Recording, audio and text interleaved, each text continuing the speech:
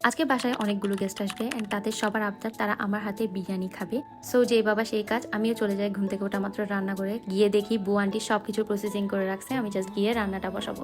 So চলেন আপনাদের সাথেও বিরিয়ানি রান্নাটা শেয়ার করা যাক। ফার্স্টে একটা প্যান নিয়ে নিয়েছি, প্যানে পরিমাণ মতো তেল দিয়ে আমি এর মধ্যে দিয়ে দিচ্ছি রং, এলাচি, দারচিনি। এরপর আমি কিছু কেটে রাখা পেঁয়াজ হালকা করে ভেজে নিচ্ছি। ভেজে নেওয়ার সময় একটা জিনিস খেয়াল রাখতে হবে, পেঁয়াজটা কিন্তু অতিরিক্ত লালও করা যাবে না, আবার অতিরিক্ত কালোও করে ফেলা যাবে না। ভেজে নেওয়ার পর আমি এখন এখানে আদা, রসুন, পেঁয়াজ পেস্টটা দিয়ে দিচ্ছি।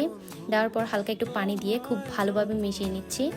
মিশিয়ে নেওয়ার শেষে আমি এর মধ্যে দিয়ে দিচ্ছি লাল মরিচ, একটা রাঁধুনি ব্র্যান্ডের বিরিয়ানি মশলা, আপনারা যে কোনো ব্র্যান্ডেরই ইউজ করতে পারেন।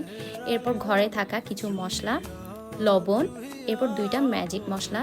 হালকা একটু পানি দিয়ে মশলাটাকে খুব ভালোভাবে মিশিয়ে একটু কষিয়ে নিতে হবে, যাতে মাংসটা খেতে খুব বেশি ভালো লাগে।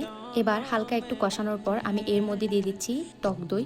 টক দইটা আপনারা সবাই দেওয়ার ট্রাই করবেন, কারণ টক দই দিলে বিরিয়ানির টেস্টটা অন্যরকম হয়ে যায়। টক দই দেওয়ার পর আমি ভালোভাবে মিক্স করে নিচ্ছি। মিক্স করার পর আরেকটু কষিয়ে নিচ্ছি।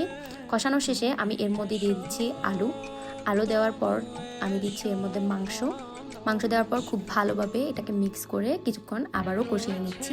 মাংসটা কষিয়ে নেওয়ার পর আমি এখানে চাষি ব্র্যান্ডের একটা চালের প্যাকেট ব্যবহার করতেছি, আপনারা যে কোনো একটা ব্র্যান্ডের ব্যবহার করলেই হচ্ছে। এরপর আমি গরম পানি দিয়ে খুব ভালোভাবে মিক্স করে এর উপর মরিচ আর টমেটো দিয়ে নিচ্ছি। তারপর আমি আবারও ভালোভাবে মিশিয়ে নিচ্ছি। মিশিয়ে নেওয়ার পর আমি 20 থেকে 25 মিনিট এটা ভালোভাবে রান্না করে নিচ্ছি। সো এই তো আমার বিরিয়ানি রেডি।